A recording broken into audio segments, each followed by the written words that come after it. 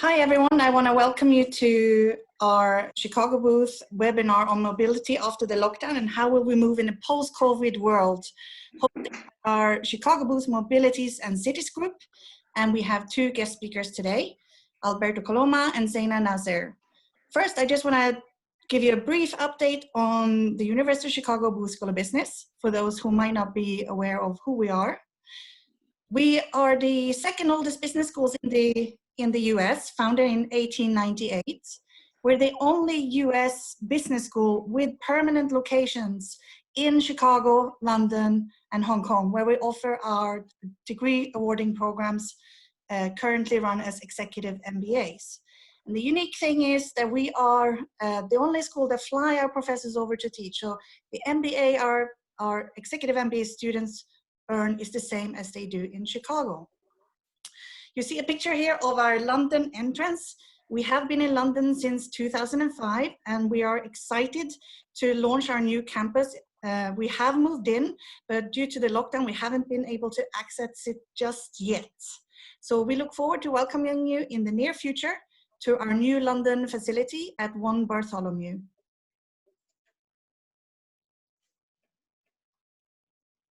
The new campus is based over 3 floors. This is the building, 1 Bartholomew. We occupy ground, first and second floor, and we encourage our alumni and partners to utilize the space when and wherever possible. And we hope if you have an interest in using the space once we're out of lockdown, that you connect with us as we're happy to facilitate your request. On that note, I do want to present our two speakers. Alberto Coloma, Program Manager at Renault. Alberto leads City, Renault's first car-sharing joint venture, currently being rolled out from Madrid to other cities in Europe. He also develops solutions to make fleets of cars easier to share and cheaper to operate. Alberto holds a Master of Science in Industrial Engineering from Polytech University of Madrid and an MBA from the University of Chicago Booth School of Business. Our second guest speaker is Zaina Nazer, co-founder, CITES Forum, and doctoral researcher at University of Southampton. Zaina has over 20 years of global experience in strategy, consulting, and research at firms including KPMG, Parson, and AECOM. Zaina leads advisory services for governments and major global players in intelligent mobility, autonomous vehicles, and smart cities in the Middle East, Europe, Southeast Asia, and the USA. Zaina has a Bachelor of Science in Civil Engineering from the American University of Beirut, Master's in Science in Transport Engineering from University of Texas at Austin, and an MBA from the University of Chicago Booth School of Business. She is a professional engineer licensed in the USA, and Zaina is currently pursuing her PhD in autonomous vehicles, smart cities at the University of Southampton. I now hand it over to Zaina. Hello, everyone. Actually, we're going to hand it over to Alberto because we agreed Alberto would start first. Then I will jump in when we talk about the UK. But thank you very much for the introduction, Jenny. Alberto, I hand it back to you. Okay. So thank you for the kind introduction, Jenny. So I will turn off my camera so to make sure that in terms of bandwidth, everything goes well. So just wanted to talk a little bit before we move forward about the initiative that we launched some years ago. We created this Chicago Booth Mobility and Cities group. We already did together with the Alumni Club in France, which I'm vice president of. We already did a conference last year, which was pretty successful. So and we decided that since with all those Zoom webinars that's being organized right now, it could be a great opportunity to bring together all different alumni and students and friends who are interested in discussing about mobility, what's going on. And so we decided to launch this first online event, which was intended to be more a discussion than a real webinar.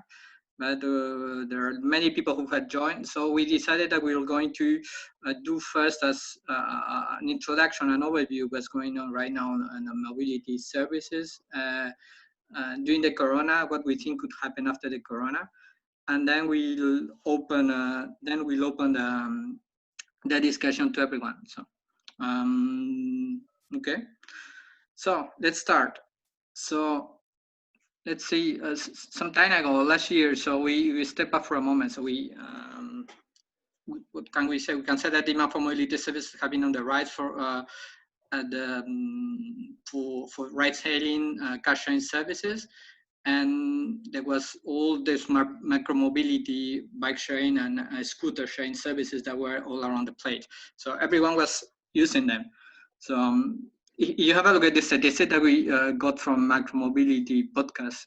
You can see that the rate of growth for micromobility services for Lyft, for Lime and Bird, for example, was much faster. That was already impressive for even Lyft.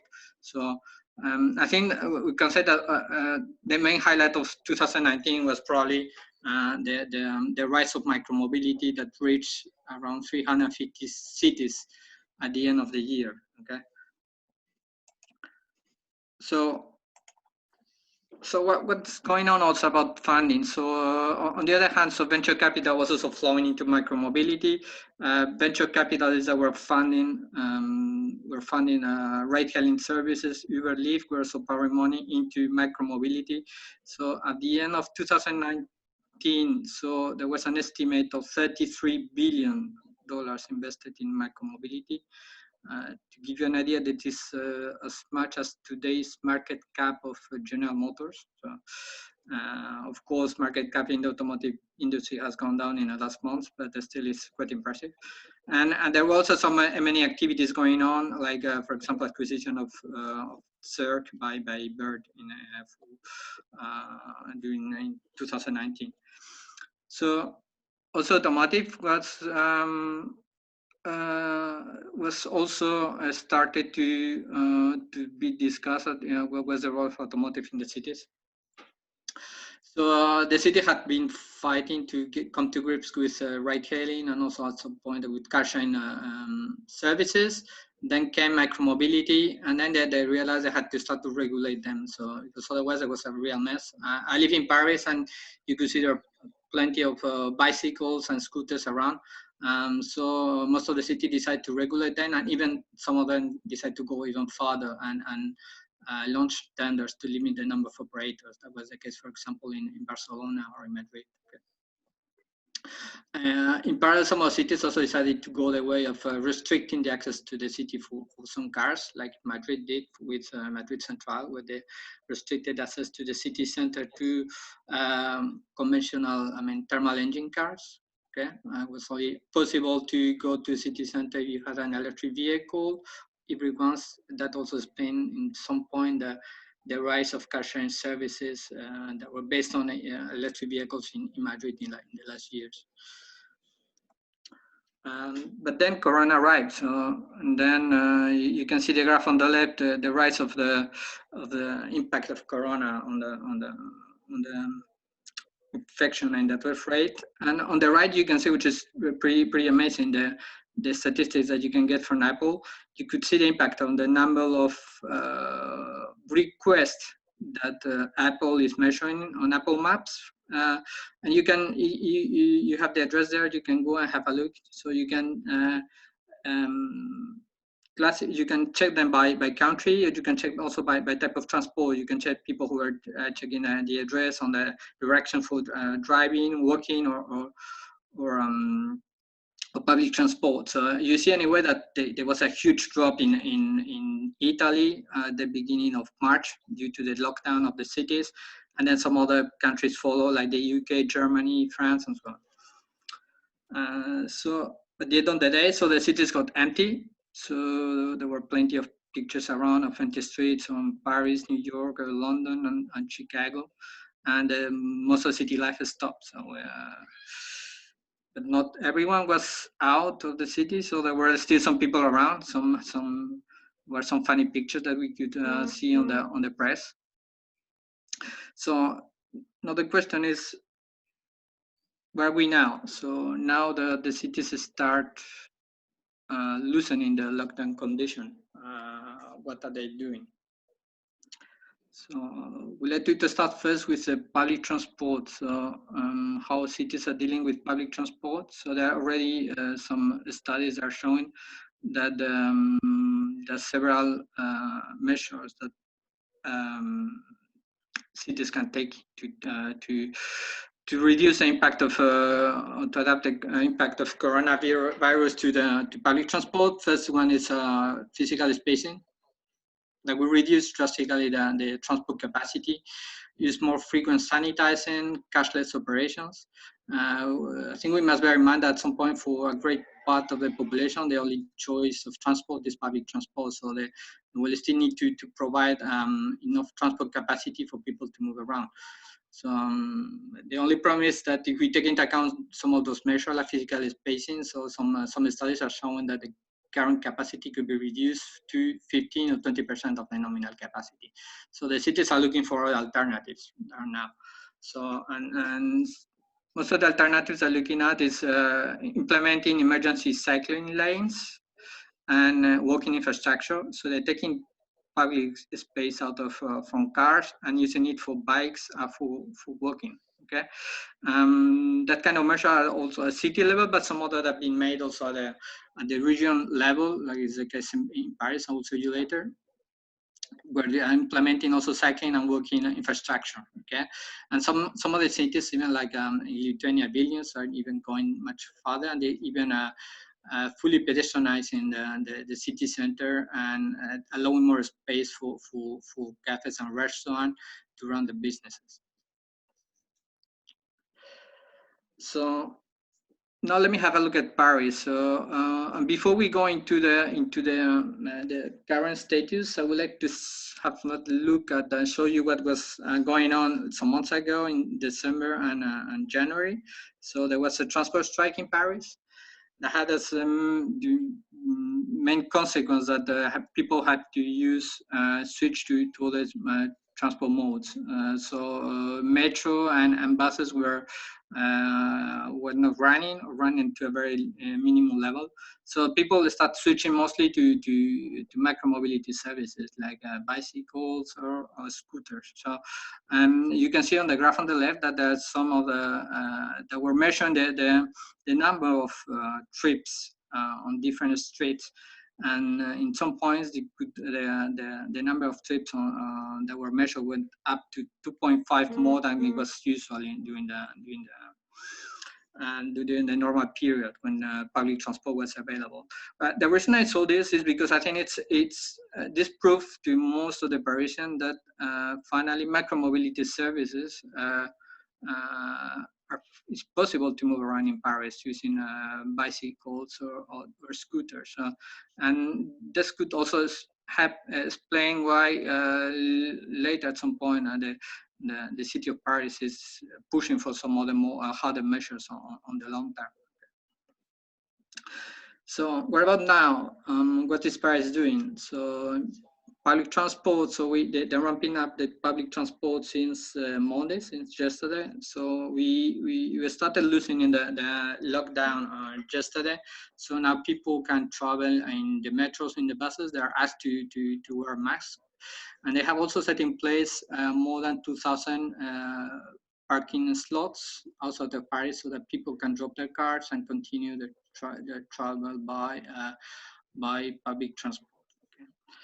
On the other hand, so they're also setting up 50 kilometers of pop-up cycling lanes to push people to use more cycling or scooters. And they're also implementing wider sidewalks and more pedestrian streets to allow people to walk more freely and keeping the physical distancing. So, but some of those measures are also at the regional level and even national level. So the regional level, so what is called Grand Paris, which is the main cities around Paris, they have already planned to develop a network of cycling lanes, which is called Vélo. And they're speeding it up, so to develop up to 650 kilometers of cycling lanes that could cross the whole Parisian region. So also the government has announced a 50 euros bike repair check, so that everyone who wants to has an old bike and wants to repair it can use it and get his bike repaired and use it for commuting. Okay? So now I will hand it over to Tina to give you some overviews of what's going on right now in London. Thank you, Alberto. So I would like to talk about how the UK cities have been reshaping after the lockdown. I'll also talk about what we are doing at Cities Forum, our activities. Despite all the bad news and what the effect of COVID-19 did for the world, it surprisingly has done great things for the transport sector. A lot of dreams have become true or are becoming true. A lot of projects have been pushed forward to happen that were very long term, including active transport, including autonomous vehicles, and I'll be talking more about this. So at Cities Forum, we're at the moment working on a project with cities, governments and cities and decision makers in transport sector. So it's called Project Impact, and this is to help assist decision makers to understand the COVID-19 impact on cities and mobility. And I'm happy to share more about it later for those who are interested. In terms of the UK, so the official transport guidance have been published after the lockdown. The main advice, I have to say it was a little bit confusing at the beginning, but it's becoming a little bit more clear as we go. But basically it advised people who cannot work from home that they should consider alternatives to public transport. I see a question here asking about how this will affect the fares on public transport, and I'll touch on this on the government investment in public transport and in the transport sector in general. So the guidance published by the UK Department of Transport, it urges people to consider cycling, to consider walking, and basically to ensure there's enough capacity for those who need travel on public transport and to be done in a safe way. So they still need to keep the 2-meter social distance and basically should only leave effective capacity for 1 in 10 passengers on many parts of the network. So those driving their own car should avoid busy areas. I know there is a concern about people maybe using more their cars to avoid public transport. So there is a fear to get into gridlock for cities. So we need to be careful with that. On the positive side, the bicycle use has rose by 70%, which is wonderful. So this has changed people's behavior during the lockdown, and this is to do their exercise and either to shop for their daily needs. So for those who use the public transport, they are recommended, as I said, to keep 2 meters apart, to wear the face cover, use contactless payment, and also to avoid the rush hour travel when it's feasible. Next slide, please. So basically, regarding the government, this is a government plan. This is part of the £2 billion plan out of the total 5 billion to boost the transport or active transport. They're looking to boost or promote cycling. They're looking to promote e-scooters. There is a fund of £250 million emerging active travel fund for cycling and walking infrastructure revealed, and also to extend the UK electric vehicle charging network. So there'll be more e-scooters that will be basically brought forward from 2021 to June 2020. So that would happen next month in few parts of the country for trials to encourage people to not use the public transport and to go into greener alternatives offered by local areas in the UK. and this will help the government assess the benefits of e-scooter and their impact on public space. So the trial will help also bring more flexibility, more choices, and a greener travel solution, and to urge people to leave the car at home. Also, the cycling and walking, there'll be pop-up bike lanes with protected space. For cycling, there'll be wider pavement and safer junctions. This is also part of the big plan, the £5 billion plan in new funding announced for cycling and buses. That was back in February. But as I said, everything will be pushed in advance simply because there is an important, like a urgent need for that now. The plans also aim to encourage more people to choose alternatives, as I said, and healthy habits, and to help make sure that the road, bus, and rail network are ready to respond for future increase in demand. Also, there'll be an extra £10 million. So that's double the current funding amount, and this will be committed for electric vehicles for the on-street residential charge point, which aim to allow local authorities to install around 7,000 devices to be more convenient to charge your own electric vehicle. So there are several projects, several initiatives by the government. Next slide, please.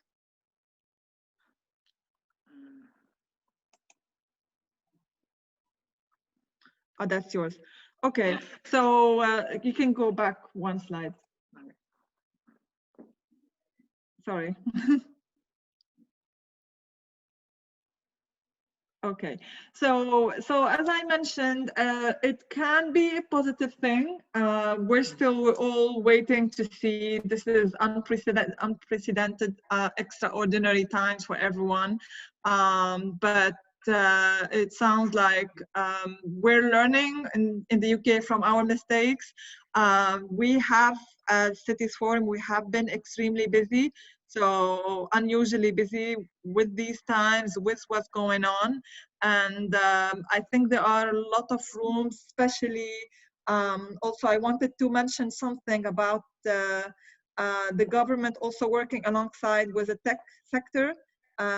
So they're looking how the technology could be used to help commuters stagger their journey and to advise on alternative mode of travel. So there are many leading transport tech experts exploring how technology could help ease overcrowding and reduce the risk of a second spike. So that's what basically the major fear is, to avoid a second spike. Unfortunately, we have reached the highest number of deaths in Europe as UK. So we're trying to avoid another spike. So there are many potential solutions using technology that could include mobile phone apps warning when public transport is particularly busy, or advising on a quieter time for traveling. Also, this will allow people to flex their hours and prevent the transport network from being overburdened. So I have a feeling that all the work we've been doing over the 10, 20, 30 years working in this transport field, we've learned so much. We have basically tried to do it all within a few weeks. So it's gonna be very exciting and interesting to see how the outcome will be. So, and that next is you, Alberto. Okay, thank you, Tina. So, so we had a look at what was going on in the cities of Paris and London. So now what's going on with the auto industry. So everyone knows that all dealership will close, factory will close. So the car shares, it's no surprise that car shares went down in April and March. And the thing that probably the trend is going to continue in Q2, even if we dealerships and factories are slowing, ramping up. since some people lost their jobs and some other people are going to build up some precautionary savings. So for sure, this is going to have a strong impact on car makers and suppliers that will have to manage more tightly their cash during this period, and at least until the end of the year. So there were some predictions from the economists saying that we have already passed peak year, so we certainly we don't know yet. But what is true is that this crisis is just going to accelerate and transformation of the automotive industry. But also, so new mobility services are struggling. So all services like scooters, bikes, and so were closed down during the lockdown, and with declines of 60-70% in number of rides, in depending on the city. So even some of the operators had to pull out of some cities, and has also impacted, of course, the profitability of many of them, like Uber, who has already announced that you have to shift their profitability to 2021. They were expecting to be profitable this year. So the thing is that we already see some movements happening in M&A already in May. Like, for example, the investment of Uber in Line of 170 million, and the acquisition of Lime that is taking over Jump. Also, Intel was investing into mobility, further developing the mobility services branch. Okay. So I think that this is going to continue in the coming months, and we are heading for more consolidation in the sector, probably.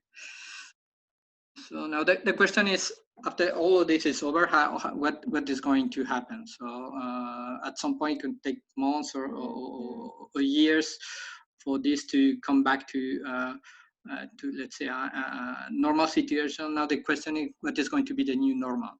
So we have thought about three possible scenarios that are more or less common sense, and that different trends that you can find from different experts. So the first one would be like just coming back to normal. So after a transition period where people can stop maintaining physical distancing measures, so people regain trust again in public transports, and cities slowly wind down the temporary infrastructure they had put in place, and people come back to their cars. This is already a bit the case in China, where people are switching back to cars also to keep this social distancing.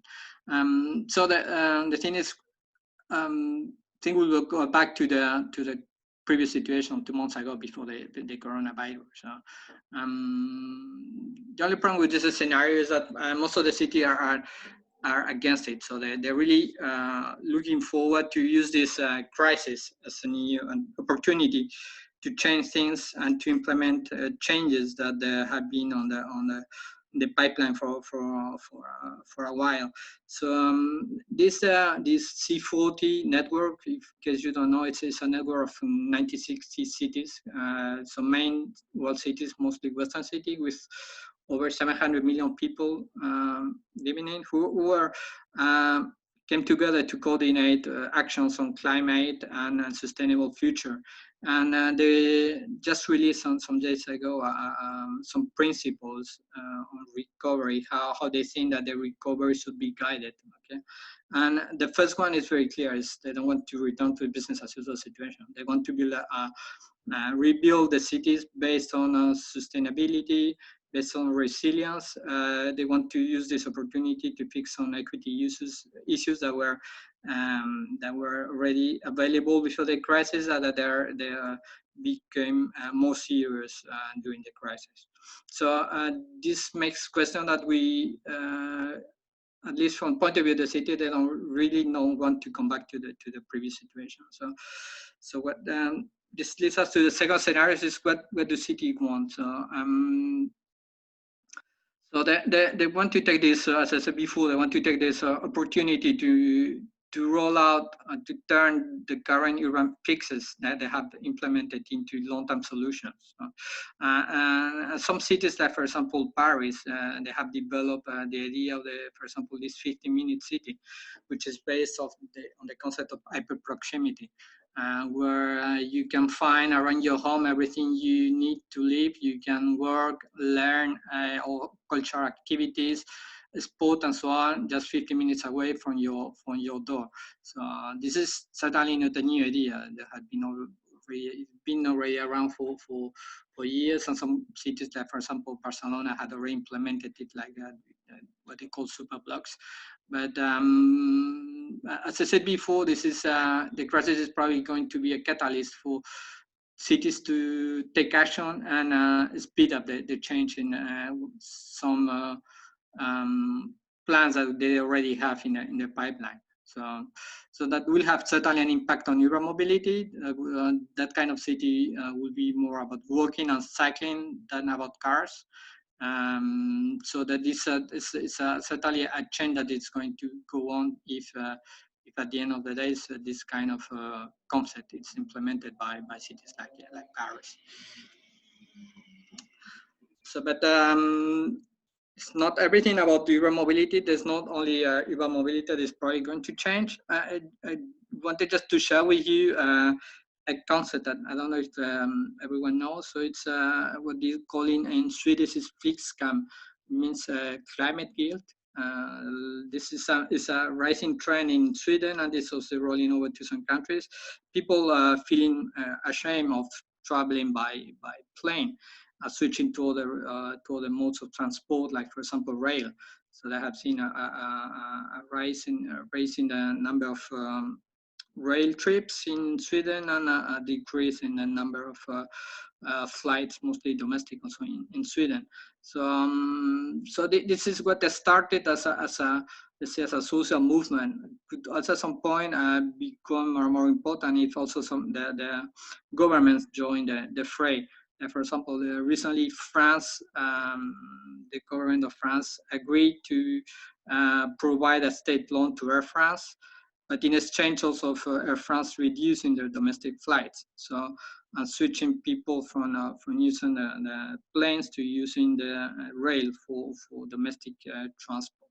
Okay. And last scenario is also just move less. So let's, I think everyone here today is proving that we can work from home. So the benefits are clear. We spend less time commuting. We have probably a better work-life balance. There's certainly some drawbacks could be like the barrier between private and professional life. But I think this crisis has proved that working from home is feasible. It is mostly also a matter of internal organization and trust of companies on their employees. And also many employees, they don't want to go back to the previous normal where they had to spend a lot of time commuting either by car, public transport, or by bike.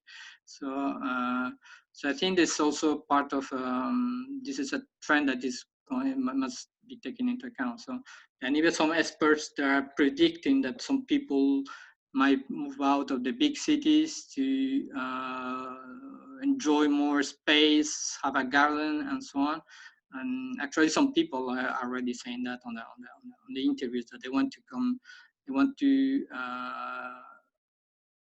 regain again some space, and in case that there's another crisis, that they are not going to spend it in a small flat like in Paris, 50 square meters with 2 children. So, so the question is that the future will be defined probably by will be finding a common ground between cities, what cities want, what citizens want, and we probably have to get used to some changes in daily commuting or working habits. So. And now this is we are done with the introduction. So we would like now to hear from you what you think about what is your experience. So how things are, how it's working in your countries, and what do you think about what we said. So thank you very much. Thank you, Alberto. We have lots of questions. So I'm gonna start with some. I lost some because I got disconnected. The internet is not very good. I'm sorry. Can you hear me? Yeah. Okay. So I'll go by the questions I can see on my screen. So one question is from Ravi. Car usage without carpooling would lead to road congestion. Absolutely. I mean, that would apply in normal cases as well.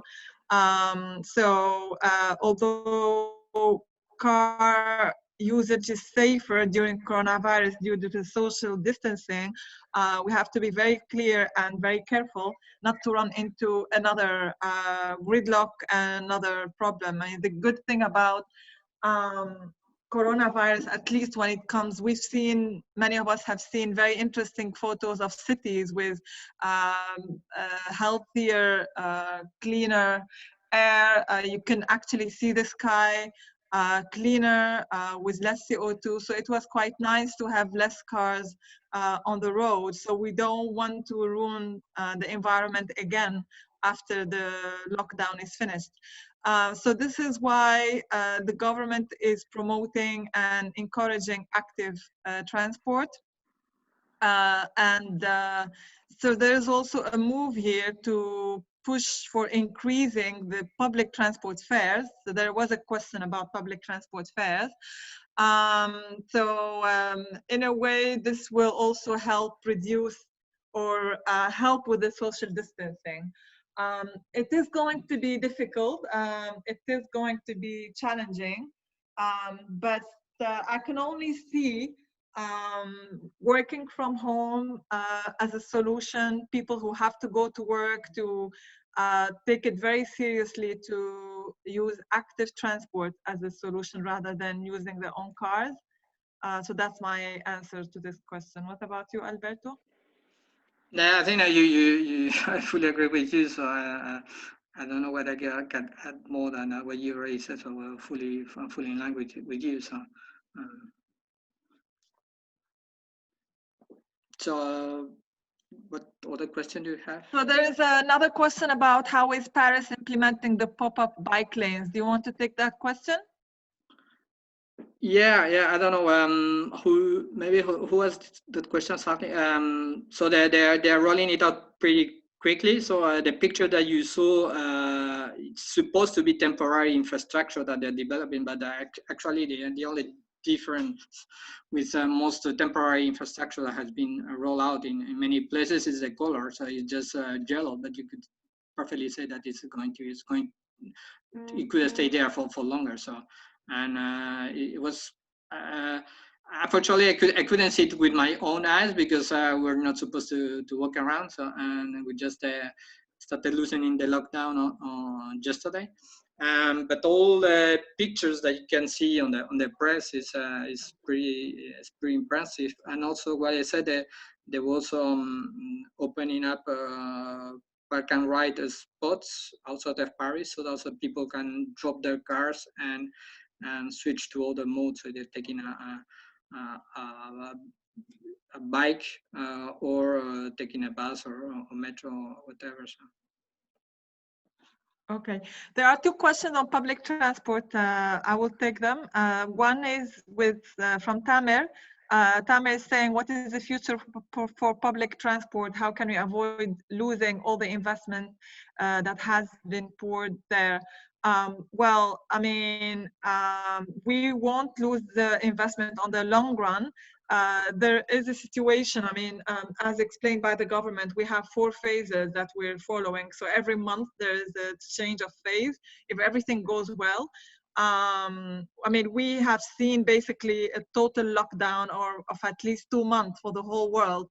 And basically, people were coping with working from home. Some people, for example, some businesses are not able to do so, especially with hospitality, like restaurants, salons and stuff.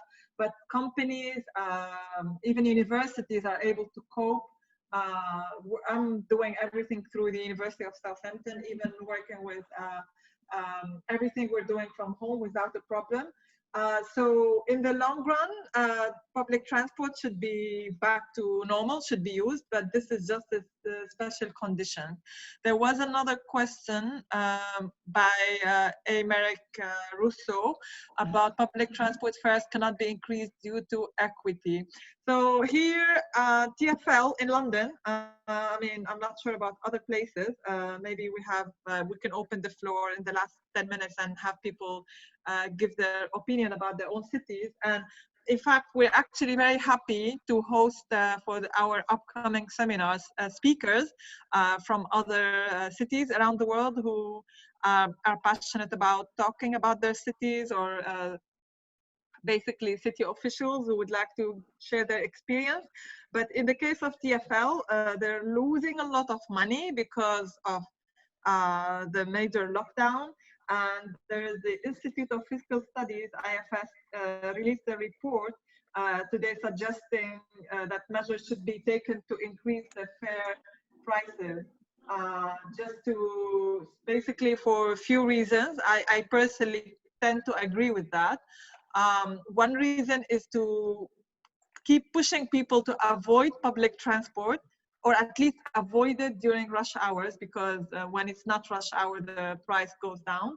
And also in order to help a little bit with TfL because of the struggle, financial struggle. So that is my answer. So I have a lot of questions. I'm not sure. Let me go, Aymeric again. Transit is being funded differently across the world. In the US, they rely on fares. San Francisco eliminated 3/4 of lines to prioritize lines with highest ridership along pharmacy locations, and Chicago Transit does not collect fares anymore due to rare boarding. Thank you, Aymeric. That sounds like an interesting thing to share. So this is a really good question from both sides. Do you think emerging technologies such as automated vehicles will be pushed forward more quickly? Yes, absolutely. And that's what I said in my presentation, that you'll see, well, that was an interesting time for all the autonomous vehicle experts or people working in that field, that they felt if we had the autonomous vehicle pushed further previously before the virus, it would have helped us a lot, especially with autonomous taxis, because now during the lockdown, even taxis at some point were not allowed to operate. So that has caused a lot of trouble for many. So if we had autonomous taxis, we would have seen a better situation. So absolutely, I see a lot of push for the autonomous vehicle, and I have a lot of reports and articles showing that there is a lot of interest and a lot of investment in autonomous vehicle. May I say something on that? So I fully agree with you that there's certainly a lot of advantages of autonomous vehicles. You can get rid of, I mean, you don't need a driver, so that you can drive the car 24 hours a day, and there's no problem. But still, it doesn't solve the problem of congestion. So if there's still one person in the car, either he's driving or not, the problem of congestion is not solved. So that is also another issue with cars, autonomous or not. So that's and that is one of the reasons probably why cities are pushing for the alternatives. Oh, thank you. I have another question here by Lucas. We don't want to ruin the environment again, and as advocates, we want new modes to be made permanent, but economic pressures will likely sadly overwhelm city leaders one day. How can we show that bike lanes, new modes of mobility actually will help the economy recover? This is a really good point, Lucas, and I think I totally agree that this is not temporary solution by promoting using bicycle and active transportation. It should be really the solution and a long-term plan. And unfortunately, For example, if you compare Copenhagen to London, and I would love to have a speaker for next time from Copenhagen, because that would be a perfect, super great model city, especially for bicycles, Copenhagen and Amsterdam, both cities. In London, there are a lot of mixed feelings about bicycles. So it is actually on both sides. Cyclists don't always follow the rules. So they still need to abide by the rules, and the cars seem to be aggressive with cyclists. So you see a lot of accidents for cyclists. It's not designed as London as a city. It's not designed to be cyclist friendly. And hopefully now with the government plan, we will see that this must change. There must be a major behavioral change. So there are a lot of opportunities and also responsibilities from both sides, from the government side and from us as citizens. We have high responsibility to follow the rules and to follow everything in terms of basically justifying to the government. I'm a big believer in active transport. So by abiding by the rules myself and promoting others to do that, we're justifying to the government that this is the solution. Yeah, I think you were touching on something very important. That's why I was also sharing the situation in Paris during the public transport strike that made people realize that actually you can move around. So sometimes it takes the same time using a bicycle or even walking and taking the metro. So and there's even a map of Paris showing the distances or the time from some point between different most of the main points in Paris in terms of minutes of that will take by riding a bike. It's quite amazing because you realize that actually you have the infrastructure. You can go pretty fast to go from one end of Paris to the other. So of course everything is about the infrastructure and making people realize that that it's possible to move around with these new modes of transport. Just a last word, like so everyone has on mind Amsterdam and Copenhagen. So actually it was a choice that was made in Amsterdam, some of the cities at some point in time to switch to develop that kind of transport, bicycles mainly, instead of allowing more space to the cars. And so that was done already for some city, for those cities like Amsterdam and Copenhagen. Could be also done some other cities. Of course, a lot of people will complain and people will have to get used. But at the end, what it's about the benefit was the most beneficial for the whole city and the whole society. Yeah, thanks. So this is a good point from Gia. Do you think most of European cities like London and Paris are ready for massive bicycle pedelec? Cycling lane is only the first thing need to be done, but there's other issues like bicycle parking place, bicycle security, regulation, insurance service center need to be planned. When I look at this question, automatically it occurs to me, and it makes me very sad, the Brexit, how the timing is so bad, because I feel there is a lot to learn in the UK from Europe. As I said, especially Copenhagen, Amsterdam, even Paris. And there is an urgent need for city officials to communicate and to share knowledge so that we can all work on this together. And the UK will not be able to do this alone. They need to collaborate, cooperate, and learn from others because, as I said, London is not necessarily bicycle friendly, or the culture of bicycle is not really well known for London. So it's important to learn from other city officials. There is another question here. from Emerick again, the last point, studies have shown that autonomous taxis will increase disease spread unless they are cleaned up multiple times per day. How is that different whether it's autonomous or it's not autonomous? I don't understand. It should be, I guess that there's no one using the car. Maybe we can open up. So if you want to ask your question, Emerick, so you can just turn on your microphone, and so we only like 45 people, so it should be fine. So yeah, okay, let's do that because it's hard for me to see all of them. Let's see, how can you unmute? Wait on a second. I will stop the recording now so people can start asking questions directly. Perfect. Okay, thank you.